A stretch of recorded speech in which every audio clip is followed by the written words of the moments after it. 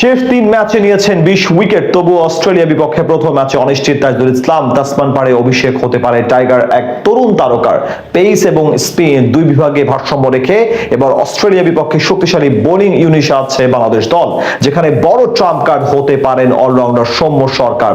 সব মিলিয়ে ওদের বিপক্ষে কেমন হতে যাচ্ছে বাংলাদেশের বোলিং বিভাগ, তাই নিয়ে বিস্তারিত এই রিপোর্টে। বাংলাদেশ ক্রিকেটের সবচেয়ে আন্ডাররেটেড সদস্যকে টেস্ট ফরম্যাটে তাইজুল ইসলামকে বেছে নিয়ে কয়েকবারই আলোচনায় এসেছেন পিসিবির বর্তমান প্রেসিডেন্ট ও সাবেক অধিনায়ক তামিম ইকবাল। আন্ডাররেটেড বিবেচনা বাদ দিলেও দেশের ইতিহাসে বিশেষ করে লাল বলে তার অবদান কিংবদন্তির সমতুল্য। সেই তাইজুল নিজের কেরিয়ারের প্রথমবার অস্ট্রেলিয়ার মাটিতে গিয়েছেন টেস্ট খেলতে। ডারউইনের বিমানে ওঠার আগে অবশ্য দুরন্ত ফর্ম বহন করেছেন বামহাতি এই স্পিনার। শেষ 3 ম্যাচে তার শিকার 20 উইকেট। তার চেয়ে বড় কথা, সবশেষ 10 টেস্টে তাইজুলের ঝুলিতে উঠেছে মোট 59 উইকেট। তবুও অস্ট্রেলিয়ার বিপক্ষে প্রথম ম্যাচে নিশ্চিত না তাইজুল। এখান থেকে পরিষ্কার বর্তমানে টাইগার স্কোয়াডে কতটা প্রতিদ্বন্দ্বিতা বিদ্যমান। সব ঠিক থাকলে অস্ট্রেলিয়ার মাটিতে নিজেদের সেরা বোলিং ইউনিট নিয়ে মাঠে নামবে টিম টাইগার্স। তাসমান সাগরের পাড়ে সবসময় বাতাস থাকে। এখানে টেস্টে প্রথম 2 থেকে 3 দিন পেসাররা খানিকটা বাড়তি সুবিধা পেয়ে থাকেন, বিশেষ করে বাড়তি বাউন্স এবং এয়ার সুইং পেয়ে থাকেন বোলাররা। সেই কথা বিবেচনা করে পেসারদের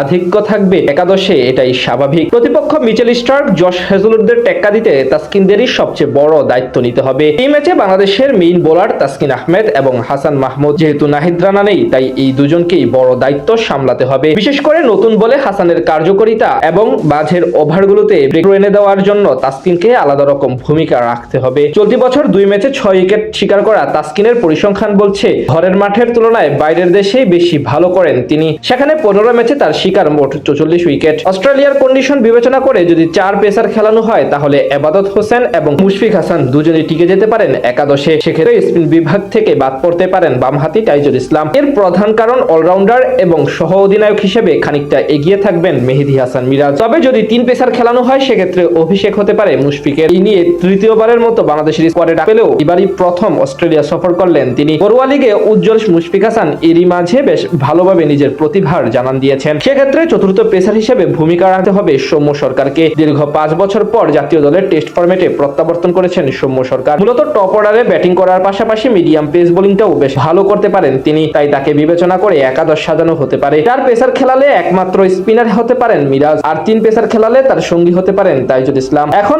আগামী 13 আগস্ট ডারউইনের উইকেট বিবেচনা করে সিদ্ধান্ত নেওয়া হবে কেমন বোলিং ইউনিট নিয়ে স্বাগতিকদের চ্যালেঞ্জ জানাতে নামবে বাংলাদেশ দল।